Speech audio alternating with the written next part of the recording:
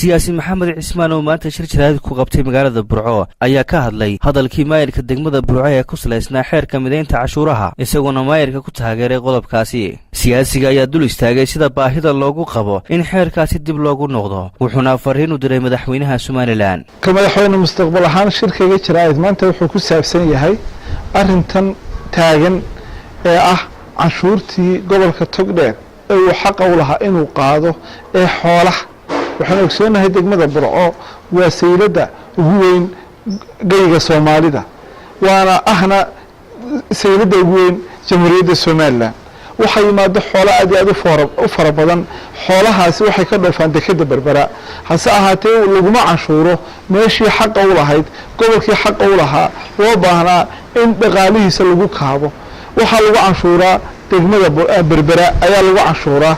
ka madaxweyne mustaqbal ahaan aad iyo aad baan taa uga soo horjeedaa waxaan waafaqsanahay oo aan ku taageersanahay maayirka degmada Burco aragtidii uu ka istaagay ahayd in aan gobolada bari aysan noqon paralyze ay kuwa kalena ay noqdaan parasite.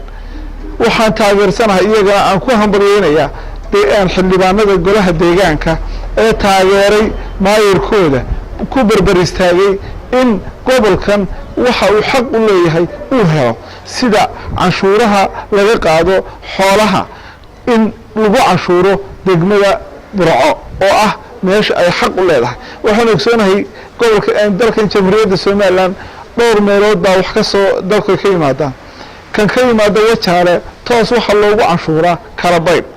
waxaa xaq bay u yeesheen in meesha lagu cashuuro inta kalena ay soo maraan Berbera dekadaha maraakiibta timaada waxa lagu cashuuraa Berbera gobolna gobol wixiisa loo mararo.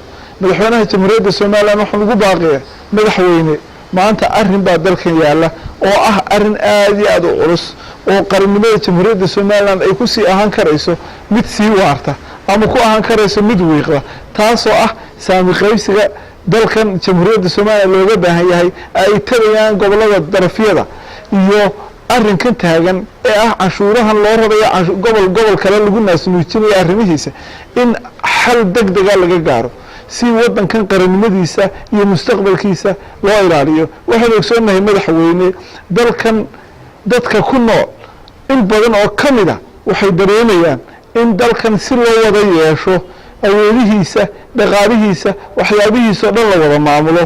hase ahaatee cod baa lagu doortay waa lagu dhaariyay madaxweyne waxaanu kugu baaqaynaa oo aan mar walba kuu soo jeedinaynaa si dalkan iyo dadkan mustaqbalkiisa u raago dhibaatadan iyo xaaladaha lagu jiraan looga baxo waa in cadaalad aad u samaysaa arrimahan taaganna si degdeg ah aad wax uga qabataa. siyaasi maxamed cismaan ayaa sidoo kale waxa uu talo u soo jeediyay xildhibaanada ka soo horjeestay hadalka maayirka wuxuuna ugu baaqay inaanay mucaaradnimadooda uga faa'iidaysan danta Burco marka laga hadlayo. waa kan siyaasiga oo mar kale arrimahaasi ka hadlaya.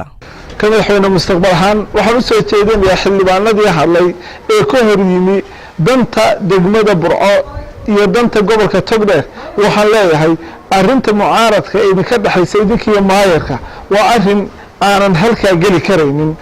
arrinka aad ka hadasheen ma aha mid ay shacabka gobolka Togdheer ay soo dhaweynayaan waa mid ay aad iyo aad uga soo horjeedaan inaad halkaa kaga garaacdaanna maysan habboonayn. waxaan kugu baaqayaa arrinka mucaaradnimada ee idinka iyo maayarka aad isku haysaan inaad si kale oo aan bulshadan dhibaato u keenaynin aad u dhigtaan. arrintaasoo kale lama siyaasadeeyo mucaaradnimada lagama dayo. intaas ayaa idiin soo jeedinayaa. waxaan kaloo kugu baaqaya inaad ka waantoodaan arrimaha noocaas oo kale ah inaysan mar dambe dib u soo noqon. shaafici maxamed ibraahim telefishinka caalamiga ee Somali Cable magaalada Burco ee xarunta gobolka Togdheer.